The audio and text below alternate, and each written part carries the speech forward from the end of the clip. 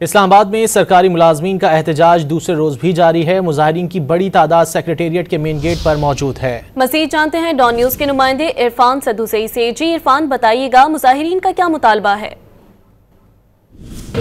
जी, सरकारी मुलाजमीन का धरना आज दूसरे रोज़ भी जारी है। सरकारी मुलाजमीन ने गुज़िश्ता रात यहीं सड़कों के ऊपर गुजारी और अभी तक हुकूमत और all government employees grand alliance जो है उसके दरमियान डेडलॉक बरकरार है। किसी भी किस्म के मुज़ाकरात नहीं हुए। हुकूमत ने किसी भी किस्म का लचक का मुजाहरा नहीं किया, जबकि जो all government employees grand alliance के मुतालबात हैं वो अपनी जगह पर बरकरार हैं और उन्होंने कहा है कि जब तक उनके मुतालबात पूरे नहीं होते वो यहाँ से नहीं जाएंगे। पेंशन में उन्होंने कहा है कि पेंशन के हवाले से जो इस्लाहात की गई हैं वो भी गवर्नमेंट को वापस लेनी होंगी। इसके अलावा जो सूबाई और विफाकी सतह के ऊपर जो गवर्नमेंट की सैलरीज़ के अंदर तफरीक है उसको ख़त्म किया जाए और इसके अलावा जो एम्प्लॉयज़ के बच्चों के हवाले से अदालती फ़ैसला है उसको भी बहाल किया जाए कि उनके बच्चों को नौकरी का तहफ़्फ़ुज़ दिया जाए। और इसके अलावा जो अभी बजट में जो इस्लाहात की गई हैं उनको वापस लिया जाए और इसके अलावा जो सरकारी मुलाजमीन हैं उनको तहफ़्फ़ुज़ दिया जाए। ख़ास करके निजकारी के हवाले से इन्होंने मुतालबात अपने सामने रखे हैं कि जिन मुलाजमीन को फारिग किया जा रहा है हुकूमत उनको वापस ले और